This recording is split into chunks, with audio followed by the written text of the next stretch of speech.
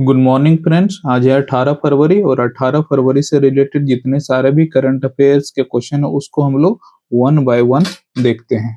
तो सबसे पहले हम लोग देखते हैं महत्वपूर्ण दिवस और थीम, कौन कौन से दिवस और थीम अभी 2025 में हुए हैं। तो दिवस देखते हैं। तो 1 फरवरी को विश्व आर्द्रभूमि दिवस मनाया गया और 2 फरवरी को मानव बंधुत्व दिवस मनाया गया। 4 फरवरी को विश्व कैंसर दिवस मनाया गया और 6 फरवरी को विश्व दाल दिवस। 10 फरवरी को अरब तेंदुए का अंतर्राष्ट्रीय दिवस। 13 फरवरी को विश्व रेडियो दिवस और सरोजिनी नायडू की जयंती मनाई गई। 14 फरवरी को वैलेंटाइन दिवस और विश्व जन्मजात हृदय रोग एवं जागरूकता दिवस मनाया गया। और 20 फरवरी को विश्व सामाजिक न्याय और विश्व मानव विज्ञान दिवस और अरुणाचल प्रदेश व मिजोरम की स्थापना दिवस मनाई जाएगी। 21 फरवरी की बात करें तो अंतर्राष्ट्रीय मातृभाषा दिवस मनाई जाएगी और 22 फरवरी को विश्व चिंतन दिवस और 23 फरवरी को विश्व शांति एवं समझ दिवस मनाई जाएगी। 24 फरवरी की बात करें तो केंद्रीय उत्पाद शुल्क दिवस। 26 फरवरी को वीर सावरकर की पुण्यतिथि और 27 फरवरी को एनजीओ दिवस मनाई जाएगी। 28 फरवरी को राष्ट्रीय विज्ञान दिवस और दुर्लभ रोग दिवस मनाया जाएगा। 25 जनवरी की बात करें तो राष्ट्रीय पर्यटन दिवस। 26 जनवरी की बात करें तो गणतंत्र दिवस और 26 जनवरी की ही फिर से बात करें तो अंतर्राष्ट्रीय सीमा शुल्क दिवस। 27 जनवरी को नेशनल ज्योग्राफिक दिवस। 28 जनवरी को लाला लाजपत राय की जयंती और 28 जनवरी को ही डेटा प्राइवेसी दिवस और 29 जनवरी को भारतीय समाचार पत्र दिवस। 30 जनवरी को शहीद दिवस और वर्ल्ड कुष्ठ दिवस। 31 जनवरी को अंतर्राष्ट्रीय जेब्रा दिवस। और कुछ रेस्ट मंथ के हम लोग दिवस देखते हैं कि 3 मई को विश्व प्रेस स्वतंत्रता दिवस। 22 मई को अंतर्राष्ट्रीय जैव विविधता दिवस। 21 फरवरी को अंतर्राष्ट्रीय मातृभाषा दिवस। 3 मार्च को विश्व वन्य जीव दिवस। 23 मार्च को विश्व मौसम विज्ञान दिवस। 1 अप्रैल को आरबीआई की स्थापना दिवस। 7 अप्रैल को विश्व स्वास्थ्य दिवस। 10 अप्रैल को विश्व होम्योपैथी दिवस। 14 अप्रैल को डॉक्टर भीमराव अंबेडकर की स्मृति दिवस। 22 अप्रैल को विश्व पृथ्वी दिवस। 1 मई को विश्व श्रमिक दिवस। 3 मई को विश्व प्रेस स्वतंत्रता दिवस। 8 मई को विश्व रेड क्रॉस दिवस। 31 मई को विश्व तंबाकू रोधी दिवस। 5 जून को विश्व पर्यावरण दिवस। 14 जून को विश्व रक्तदान दिवस। 21 जून को अंतर्राष्ट्रीय योग दिवस। 11 जुलाई को विश्व जनसंख्या दिवस। 26 जुलाई को कारगिल स्मृति दिवस। 12 अगस्त को विश्व युवा दिवस। 14 अगस्त को विभाजन विभीषिका के स्मृति दिवस। 29 अगस्त को राष्ट्रीय खेल दिवस। 5 सितंबर को शिक्षक दिवस। 5 अक्टूबर को विश्व शिक्षक दिवस। 6 दिसंबर को नागरिक सुरक्षा दिवस और 11 दिसंबर को विश्व अस्थमा दिवस मनाया जाता है। तो डेट में जिसको इंटरेस्ट नहीं है तो आप उसको स्किप कर सकते हैं, आगे भी बढ़ा सकते हैं या स्पीड भी आप कर सकते हैं। तो हम लोग अब देखते हैं कि दैनिक समसामयिकी या करंट अफेयर्स के एमसीक्यू की तरफ बढ़ते हैं। तो अगर आपने मेरे चैनल को अभी तक सब्सक्राइब नहीं किया तो सब्सक्राइब कर लें और टेलीग्राम से आप लेटेस्ट पीडीएफ के लिए आप जुड़ सकते हैं और आप व्हाट्सएप से चाहें तो व्हाट्सएप पर भी जुड़ सकते हैं। हम लोग क्वेश्चन की तरफ बढ़ते हैं। किस कंपनी ने भारत अमेरिका के बीच 50,000 किलोमीटर अंडर सी केबल बिछाने की घोषणा की है? तो ये जो घोषणा की है मेटा आप जानते हैं मार्क जुकरबर्ग की कंपनी है, जिसको पहले फेसबुक के नाम से जानते थे, तो अब पेरेंट कंपनी का नाम उन्होंने मेटा कर दिया। तो मेटा के बारे में कुछ इंपॉर्टेंट पॉइंट हम लोग देखते हैं कि मेटा का पूर्व नाम क्या था। तो मेटा का पूर्व नाम फेसबुक था और मेटा के सीईओ मार्क जुकरबर्ग हैं और मेटा की स्थापना जो हुई थी, मेटा यानी ने मेटा का नाम तो बाद में रखा गया है। फेसबुक की स्थापना 2004 में हुई और मेटा का मुख्यालय कहाँ स्थित है? तो मेनेलो पार्क कैलिफोर्निया यूएसए में। और मेटा ने किस प्रसिद्ध वीआर हेडसेट का अधिग्रहण किया? तो ऑकुलस नाम का वीआर हेडसेट का अधिग्रहण उसकी कंपनी का अधिग्रहण किया है। और मेटा का व्हाट्सएप को भी मेटा ने अधिग्रहण किया है। व्हाट्सएप कब अधिग्रहित किया गया?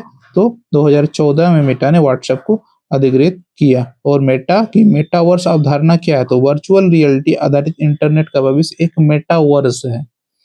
और मेटा के स्वामित्व वाले मुख्य सोशल मीडिया प्लेटफॉर्म कौन है? तो फेसबुक है, इंस्टाग्राम है और व्हाट्सएप, ये सभी मेटा के ही प्रोडक्ट्स हैं। तो मेटा ने किस फोटो शेयरिंग ऐप का अधिग्रहण किया था? तो इंस्टाग्राम का अधिग्रहण किया कुछ समय पहले। मेटा की किस सेवा का उपयोग वीडियो कॉन्फ्रेंसिंग के लिए किया जाता है? तो मैसेंजर रूम का उपयोग वीडियो कॉन्फ्रेंसिंग के लिए किया जाता है। अगला क्वेश्चन हम लोग देखते हैं, जुलाई में होने वाले ब्रिक्स शिखर सम्मेलन की मेजबानी कौन सा देश करेगा? तो ये मेजबानी जो जुलाई में ब्रिक्स शिखर सम्मेलन होगा ये ब्राजील करेगा। तो इसके बारे में हम लोग कुछ इंपॉर्टेंट पॉइंट देखते हैं कि ब्रिक्स का बात की तो ब्रिक्स का पूर्ण रूप क्या है?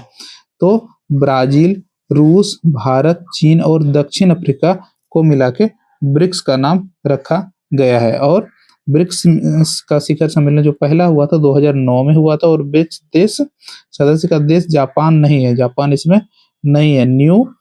देखिए, ब्रिक्स न्यू डेवलपमेंट बैंक का मुख्यालय जो है संघाई चीन में है, और ब्रिक्स का मुख्य उद्देश्य जो है वैश्विक आर्थिक और सहयोग करना। और 2025 में ब्रिक्स युवा परिषद की बैठक भारत में हो गई है। और ब्रिक्स समूह में कितने देश शामिल हैं? तो आप यहाँ से गिन सकते हैं 1, 2, 3, 4, 5 देश। तो आप 5 देश। ब्रिक्स का गठन किसने किया था? Jim O'Neill, Goldman सैक्स।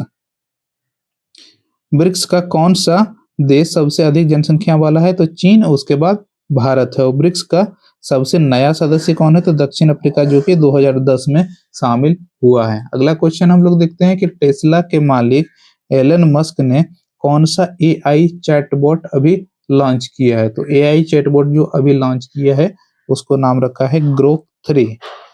कल ही लॉन्च किया है इन्होंने। तो टेस्ला के बारे में कुछ हम लोग मुख्य पॉइंट देखते हैं कि टेस्ला की स्थापना किसने की थी? तो एलोन मस्क और जेबी स्टॉवेल ने की थी। और टेस्ला का मुख्यालय जो है पालो अल्टो कैलिफोर्निया के यूएस में है। और टेस्ला की पहली उत्पादित कार का नाम क्या था? तो रोडस्टर कार का नाम था। और टेस्ला की सबसे सस्ती कार जो है मॉडल 3 है, उसका मॉडल 3 जो है सबसे सस्ती है। और टेस्ला की स्वचालित ड्राइविंग प्रणाली का क्या नाम है? ऑटो पायलट मोड में अगर जाता है तो उसमें ड्राइवर की जरूरत नहीं पड़ती, अपने कार चलती है। तो टेस्ला ने किस कंपनी को खरीदा था? जो सोलर पैनल बनाती है। तो सोलर सिटी को खरीदा था इन्होंने, जो सोलर पैनल बनाती है। तो टेस्ला की बैटरी का क्या नाम है? पावर बॉल और पावर पैक उसका नाम है। टेस्ला का उत्पादन संयंत्र गीगा फैक्ट्री कहाँ स्थित है? तो नेवादा यूएसए में है। और टेस्ला किस कार को पहले सेमी ट्रक के रूप में जाना जाता है? तो टेस्ला सेमी के नाम से सेमी ट्रक के रूप में जाना जाता है। और टेस्ला की आधुनिक सुपर चार्जिंग टेक्निक जो है वो सुपर चार्ज के नाम से जाना जाता है। अगला क्वेश्चन हम लोग देखते हैं कि असम के गुवाहाटी में पहली बार विधानसभा सत्र की बैठक कहाँ होगी? तो विधानसभा सत्र की बैठक पहली बार गुवाहाटी को छोड़ के जो होगी कोकराझार में होगी। तो हम लोग देखते हैं कि असम के बारे में। तो असम की राजधानी कहाँ है? दिसपुर है। और असम के अभी जो मुख्यमंत्री हेमंत बिश्व शर्मा है। और असम की प्रमुख फसल जो है चाय है। और असम का प्रसिद्ध नृत्य क्या है? बिहू है। और 2025 में असम में कौन सा निवेश सम्मेलन है? तो असम एडवांटेज 2.0 निवेश सम्मेलन हुआ। और असम में किस जानवर का अभ्यारण्य? तो एक सींग वाले गैंडे का काजीरंगा नेशनल पार्क नाम है उसका अभ्यारण्य है। तो असम का नया मेडिकल कॉलेज कहाँ खोला जाएगा? तो नलबाड़ी में। और असम में कौन सा नया रेलवे स्टेशन उद्घाटित हुआ अभी? तो गोलपारा में नया रेलवे स्टेशन 2025 में उद्घाटित हुआ है। और असम 2025 में किस नदी के किनारे बाढ़ नियंत्रण योजना शुरू की गई? तो ब्रह्मपुत्र नदी के किनारे बाढ़ नियंत्रण योजना शुरू की गई है। और 2025 में असम सरकार ने किस प्रोजेक्ट की शुरुआत की? तो असम डिफेंस इंडस्ट्रियल कॉरिडोर की शुरुआत की है। अगला क्वेश्चन हम लोग देखते हैं कि हाल ही में किस देश के राष्ट्रपति ने यूरोप के लिए एक सशस्त्र सेना के गठन का आह्वान किया है? तो ये जो आह्वान किया है ये यूक्रेन के जो राष्ट्रपति हैं व्लादिमीर जेलेंस्की ने ये आह्वान किया है। तो यूक्रेन के बारे में हम लोग देखते हैं कि यूक्रेन की राजधानी क्या है? कीव है। और यूक्रेन के राष्ट्रपति कौन है? Vladimir Zelensky. और 2025 में यूक्रेन ने किस देश के साथ शांति वार्ता की? तो 2025 में जो शांति वार्ता की शुरुआत की है वो रूस के साथ की है। रूस के साथ ही इनकी चल रही है जंग। और यूक्रेन की प्रमुख नदी जो है ड्निप्र है। और 2025 में यूक्रेन के किस शहर में युद्ध रेखा स्थिर हुई? तो बखमुट पे युद्ध रेखा जो है स्थिर हुई है। और यूक्रेन ने 2025 में किस यूरोपीय देश से हथियार खरीदे? तो फ्रांस से हथियार इन्होंने खरीदे हैं। और यूक्रेन की मुद्रा जो है हिवनिया है। और यूक्रेन में 2025 में किस प्रकार की आर्थिक सहायता प्राप्त हुई? तो यूरो की संघ से वित्तीय सहायता प्राप्त हुई। और यूक्रेन 2025 में किस देश के साथ व्यापार समझौता किया? तो कनाडा के साथ किया। और 2025 में यूक्रेन की सेना ने किस शहर में रूसी बलों को यानी रूस की सेना को पीछे धकेल दिया है? तो मारियुपोल में इन्होंने रूस की सेना को पीछे धकेल दिया है। अगला क्वेश्चन हम लोग देखते हैं कि हाल ही में किसने इंडोर पुरुषों की 3000 मीटर दौड़ में राष्ट्रीय रिकॉर्ड बनाया है? तो आप इस फोटो से भी पहचानते होंगे, ये इनका नाम है गुलवीर सिंह। इन्होंने ही रिकॉर्ड अभी राष्ट्रीय रिकॉर्ड बनाया है इंडोर पुरुषों की 3000 मीटर की दौड़ में। अगला जो क्वेश्चन, हाल ही में किस आईआईटी ने किसानों के लिए सौर निर्जलीकरण तकनीक विकसित की है? तो ये आईआईटी कानपुर ने अभी सौर निर्जलीकरण की तकनीक विकसित की है। तो आईआईटी के बारे में कुछ कुछ पॉइंट हम लोग देखते हैं कि 2025 में आईआईटी गुवाहाटी ने कौन सा नया सुपर कंडक्टर स्थापित किया गया है? तो ये परम कामरूपा नाम का एक सुपर कंप्यूटर स्थापित किया है। और आईआईटी कानपुर ने 2025 में किस महत्वपूर्ण शोध का अनावरण किया? तो कैंसर के लिए नई नैनो चिकित्सा का अनावरण किया। और आईआईटी मद्रास ने 2025 में नई संस्थान की स्थापना की घोषणा करते हुए वायु गुणवत्ता अनुसंधान केंद्र की घोषणा की है, स्थापना की घोषणा की है। और आईआईटी बॉम्बे के किस प्रोजेक्ट ने जनवरी 2025 में राष्ट्रीय पुरस्कार जीता? तो स्वच्छ ऊर्जा प्रोजेक्ट जो इसका था उसने राष्ट्रीय पुरस्कार जीता है। और आईआईटी रुड़की ने 2025 में नई डिग्री प्रोग्राम की शुरुआत की। तो एआई और मशीन लर्निंग में बीटेक के लिए नई प्रोग्राम की शुरुआत की। आपने देखा होगा कि फ्रांस में अभी हमारे ये प्रधानमंत्री गए थे, वहाँ एआई शिखर सम्मेलन हुआ और नेक्स्ट एआई शिखर सम्मेलन की घोषणा वहां से प्रधानमंत्री मोदी ने की है कि नेक्स्ट अगुवाई जो करेगा एआई शिखर सम्मेलन की वो भारत करेगा।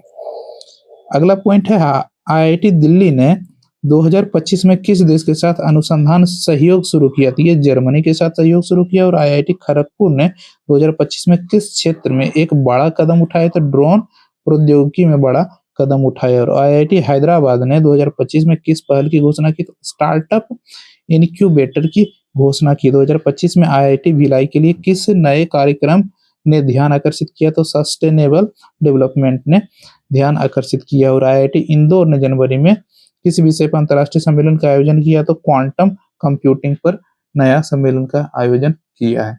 अगले क्वेश्चन की तरफ हम लोग बढ़ते हैं। तो अगला क्वेश्चन है कि हाल ही में आई रिपोर्ट के अनुसार 2030 तक भारत की प्राकृतिक गैस की मांग कितने प्रतिशत बढ़ जाएगी? तो ये 60% तक 2025 तक बढ़ जाएगी, क्योंकि गैस पर डिपेंडेंसी हम लोग का बढ़ रहा है। अगला जो क्वेश्चन है कि हाल ही में 2025 की सबसे अधिक कमाई करने वाले एथलीटों की सूची में कौन शीर्ष रहा है? तो सबसे ज्यादा कमाई करने वाले एथलीट जो हैं क्रिस्टियानो रोनाल्डो है। तो हम लोग देखते हैं कुछ कुछ पॉइंट कि 2025 में किस भारतीय महिला एथलीट ने वर्ल्ड इंडोर चैंपियनशिप में स्वर्ण पदक जीता है? तो ये हिमा दास ने जीता है। और किस एथलीट ने 2025 में एशियाई खेलों में सबसे अधिक पदक जीते? तो ये नीरज चोपड़ा ने जीता है। और 2025 में कौन सा भारतीय एथलीट ओलंपिक क्वालिफाई होने वाला पहला व्यक्ति बना? तो जेवलिन थ्रो में तेजस्विनी शंकर है।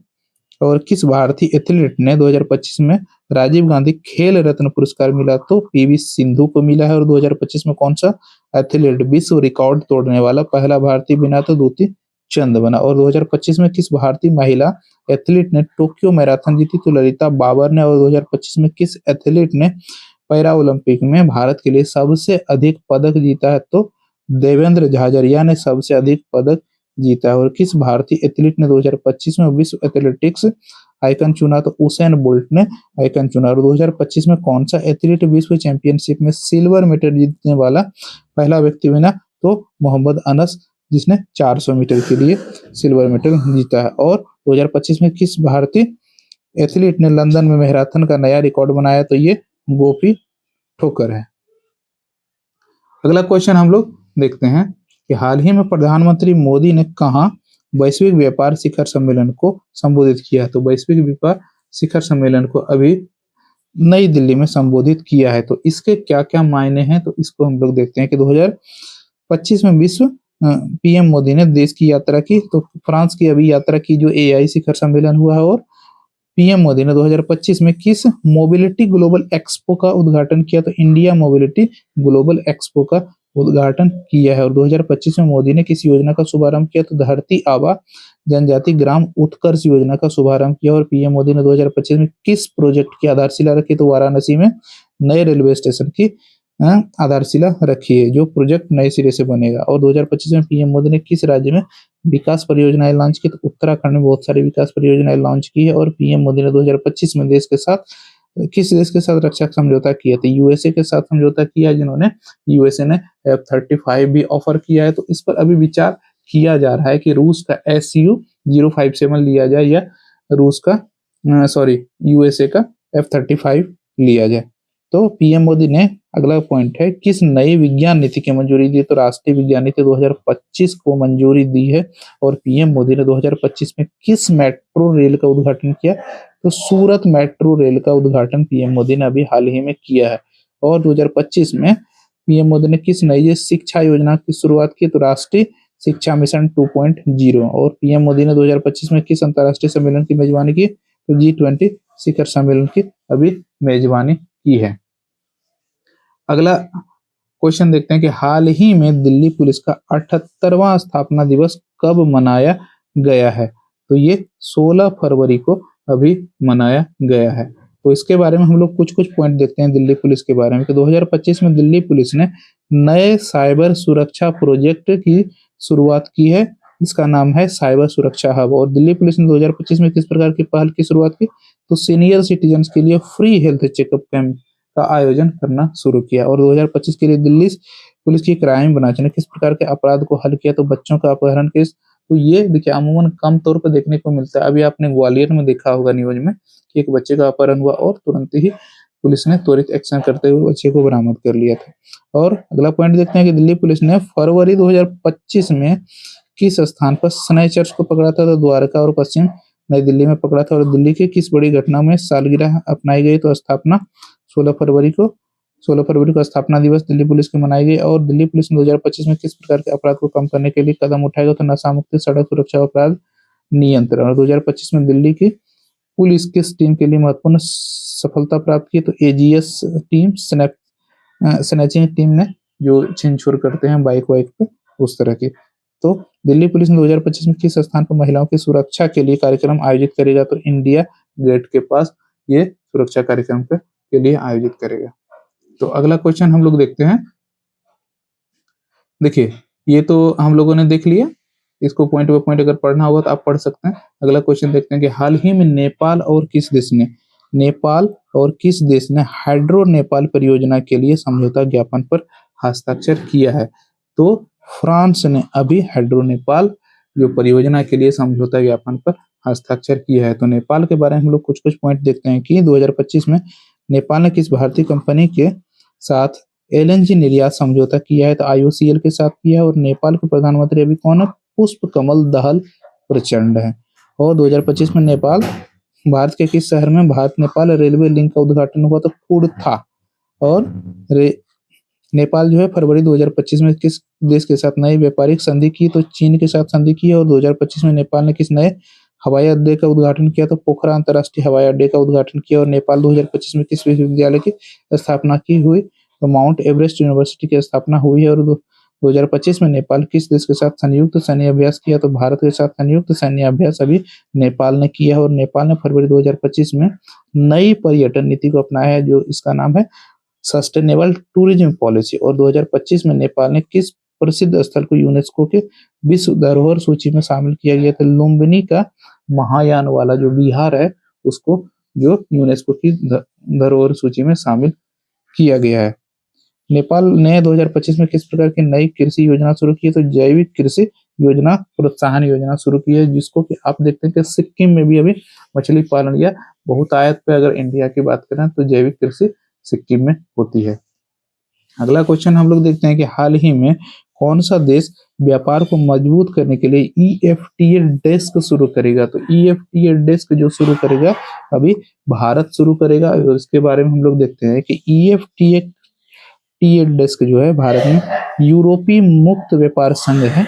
तो इस देश के हालांकि सदस्य नहीं है भारत, तो इसका एक डेस्क बनाएगा, जिसमें स्विट्जरलैंड, नॉर्वे, आइसलैंड और लिंकस्टेन शामिल है, के साथ व्यापार, निवेश और व्यावसायिक सहयोग बढ़ाने के लिए इस डेस्क को स्थापित किया गया है, किया जाएगा। और इस विकास से जुड़ी मुख्य बातें निम्नलिखित है। देखिए, इसका उद्घाटन जो है 10 फरवरी 2025 को नई दिल्ली में वाणिज्य मंत्री पीयूष गोयल ने ईएफटीए देशों के प्रतिनिधियों के साथ किया है। और उद्देश्य जो है ईएफटीए के व्यवसायों के लिए भारतीय बाजार में निवेश करना या विस्तार के लिए केंद्रीय संपर्क बिंदु के रूप में कार्य करना है। और बाजार की जानकारी, विनिमय, मार्ग प्रदर्शन और भारतीय निवेश प्रदेश को समझने में मदद करना है। और ईएफटीए राष्ट्र कंपनियों के सामने आने वाली और निवेशकों और चिंताओं और मुद्दे को संबोधित करना है। अगला प्रश्न की तरफ हम लोग बढ़ते हैं। तो अगला प्रश्न है, हाल ही में चर्चा में रहा अन्नामुडी 16 राष्ट्रीय उद्यान किस राज्य में है? तो ये जो राष्ट्रीय उद्यान है ये केरल में अभी है, हाल ही में जो चर्चा में रहा। तो केरल के बारे में हम लोग कुछ पॉइंट देखते हैं कि 2025 में केरल के किस राष्ट्रीय उद्यान ने वन्यजीव संरक्षण योजना शुरू की है? तो परियार नेशनल पार्क ने अभी जो है वन्यजीव संरक्षण योजना शुरू की है। तो केरल ने 2025 में राष्ट्रीय उद्यान नीलकुरंजी का दुर्लभ, देखिए केरल के जो राष्ट्रीय उद्यान है उसमें नीलकुरंजी का दुर्लभ फूल खिला। तो ये किस नेशनल पार्क में खुला? तो इराविकुलम नेशनल पार्क में नीलकुरंजी नाम का एक दुर्लभ फूल खिला है। और 2025 में केरल के किस राष्ट्रीय उद्यान में बाघ संरक्षण की संख्या बढ़ी? तो साइलेंट वैली नेशनल पार्क में बाघ संरक्षण की संख्या बढ़ी। और केरल के किस राष्ट्रीय उद्यान ने 2025 में नया पक्षी आरक्षण केंद्र खोला? तो मेथिकेटन 16 नेशनल पार्क में उसमें खोला है। और केरल के किस राष्ट्रीय उद्यान में 2025 में नई विलुप्त होती प्रजाति की खोज हुई? तो पंपादपम नेशनल पार्क में इसकी खोज हुई है। 2025 में केरल के राष्ट्रीय उद्यान ने बायोडाइवर्सिटी कंजर्वेशन प्रोजेक्ट की शुरुआत की। तो इराविकुलम नेशनल पार्क में बायोडाइवर्सिटी कंजर्वेशन प्रोजेक्ट की शुरुआत की है। और केरल के किस राष्ट्रीय उद्यान में 2025 में वन्यजीव सेक्शंस का आयोजन किया गया? तो परियार नेशनल पार्क में आयोजन किया गया। और 2025 में केरल के किस राष्ट्रीय उद्यान ने नई विजिटर्स पॉलिसी की घोषणा की? तो silent valley national park visitors policy की घोषणा की। केरल के किस राष्ट्रीय उद्यान 2025 में वन्यजीव शिक्षा केंद्र का उद्घाटन किया गया? तो मथिकेटन 16 नेशनल पार्क में वन्यजीव शिक्षा केंद्र का उद्घाटन किया गया है। अगला प्रश्न हम लोग देखते हैं कि हाल ही में किसने फॉरवर्ड फास्टर सस्टेनेबिलिटी अवार्ड 2025 जीता है? तो ये जीता है किसने? इसने एनटीपीसी ने जीता है। तो हम लोग कुछ पॉइंट एनटीपीसी के बारे में देखते हैं। देखिए 2025 में किस फिल्म को राष्ट्रीय अवार्ड से संबंधित हम लोग पॉइंट देखते हैं कि किस सर्वश्रेष्ठ फिल्म को राष्ट्रीय पुरस्कार मिला? तो संस्कार नाम की फिल्म को राष्ट्रीय अवार्ड मिला। और 2025 में किस अभिनेता को सर्वश्रेष्ठ अभिनेता का राष्ट्रीय पुरस्कार मिला? तो ये रणवीर सिंह को मिला। और सर्वश्रेष्ठ अभिनेत्री का राष्ट्रीय पुरस्कार किसे मिला? तो आलिया भट्ट को मिला है। और 2025 में किस फिल्म निर्माता को दादा साहब फाल्के पुरस्कार से सम्मानित किया गया? तो शेखर कपूर को सम्मानित किया गया। और सर्वश्रेष्ठ बाल कलाकार का राष्ट्रीय पुरस्कार 2025 में किसे दिया गया? तो अंशिका शर्मा को दिया गया है। और 2025 में किस फिल्म को सर्वश्रेष्ठ पारिवारिक प्रेरणा फिल्म का पुरस्कार मिला? तो परिवार को। और 2025 में सर्वश्रेष्ठ वृत्त चित्र राष्ट्रीय पुरस्कार मिला अनसुनी कहानियां को। और 2025 में सर्वश्रेष्ठ गीत का राष्ट्रीय पुरस्कार दिया गया गुलजार को। और 2025 में श्रेष्ठ संपादन और राष्ट्रीय पुरस्कार फिल्म किसको मिला? काला को। और 2025 में किस फिल्म को सर्वश्रेष्ठ विदेशी फिल्म का राष्ट्रीय पुरस्कार दिया गया? तो ये अम्मा को। तो हम लोग यहाँ करंट अफेयर्स का सेशन हम लोग को समाप्त होता है। तो हम लोग अब शुरू करेंगे रिवीजन सेशन, पिछले दिनों का जो क्वेश्चन हुआ है। तो अगर आपने मेरे चैनल को सब्सक्राइब नहीं किया तो सब्सक्राइब करें और करियर फैक्टम फैमिली के साथ आप जुड़ जाएं। वीडियो को लाइक करें और अपने दोस्तों को भी शेयर करें। और निःशुल्क पीडीएफ पाने के लिए आप टेलीग्राम से जुड़ सकते हैं, लिंक आपको डिस्क्रिप्शन में मिल जाएगा। और लेटेस्ट अपडेट के लिए आप व्हाट्सएप से भी जुड़ सकते हैं। नंबर इसमें आपका नहीं शेयर होता है, आप इसमें घबराइए मत, बहुत कम लोग जुड़ रहे हैं इसलिए मैंने ये सूचना दे दी। तो आगे हम लोग रिवीजन सेशन की तरफ बढ़ते हैं। तो रिवीजन सेशन में हम लोग देखेंगे पिछले दिन जो भी क्वेश्चन हुए उसको हम लोग एक बार रिवाइज कर लेंगे। तो हम लोग रिवाइज करते हैं कि कौन सा राज्य 2027 के 39वें राष्ट्रीय खेलों की मेजबानी करेगा? तो ये मेघालय 39वें राष्ट्रीय खेलों की मेजबानी करेगा। अगला जो क्वेश्चन है, हाल ही में टॉम क्रूज को किस देश की प्रतिष्ठित एरोनॉटिक्स मेडल मिला है? तो ये फ्रांस को फ्रांस ने दिया है और टॉम क्रूज जो रहने वाले हैं यूएसए के रहने वाले हैं। अगला जो क्वेश्चन है, किस राज्य सरकार ने तेजाब हमलों से पीड़ितों के लिए मासिक सहायता 8,000 से बढ़ाकर 10,000 रुपए कर दिया है? तो ये जो किया, ये पंजाब ने 8,000 से बढ़ा के 10,000 किया है। ग्रामीण नवाचार और अस्थायी समाधानों को बढ़ावा देने के लिए रूटेज स्मार्ट विलेज का उद्घाटन किया गया है। तो अजय सूद के द्वारा रूटेज स्मार्ट विलेज की उद्घाटन किया गया है। अगला जो क्वेश्चन है, पौष पूर्णिमा से शुरू हुए किस आयोजन में 14 फरवरी 2025 को सहभागियों की संख्या 50 करोड़ के पार हो गई? तो 50 करोड़ के जो पार हो गई महाकुंभ प्रयागराज में, जो श्रद्धालुओं की संख्या 50 करोड़ से पार हो गई है। अगला क्वेश्चन है, अमेरिका के साथ व्यापार समझौते पे बातचीत की तैयारी के बीच 13 फरवरी 2025 को किस विस्की के आयात पर शुल्क 150% से घटा के 100% कर दिए गए? तो ये अर्बन विस्की पे जो शुल्क है 150% से घटा के 100% कर दी गई है। इसमें आप देखेंगे कि रेसिप्रोकल टैक्स की बात ट्रंप ने की है, यानी आने वाले समय में क्या क्या होता है, लेकिन बहुत सारे चेंजेस देखने को मिलेंगे, क्योंकि मैंने पहले भी चर्चा किया है आपसे कि इंडिया जो है यूएसए से आने वाले प्रोडक्ट पे 9.5 एवरेज टैक्स लगाता है, कुछ प्रोडक्ट पे ज्यादा, कुछ प्रोडक्ट पे कम, लेकिन एवरेज टैक्स की बात करें तो 9.5%। और यूएसए इंडिया से जाने वाले प्रोडक्ट जो वहां बिकते हैं उस पे मात्र 3% टैक्स, एवरेज टैक्स लगाता है। तो यही रेसिप्रोकल टैक्स है।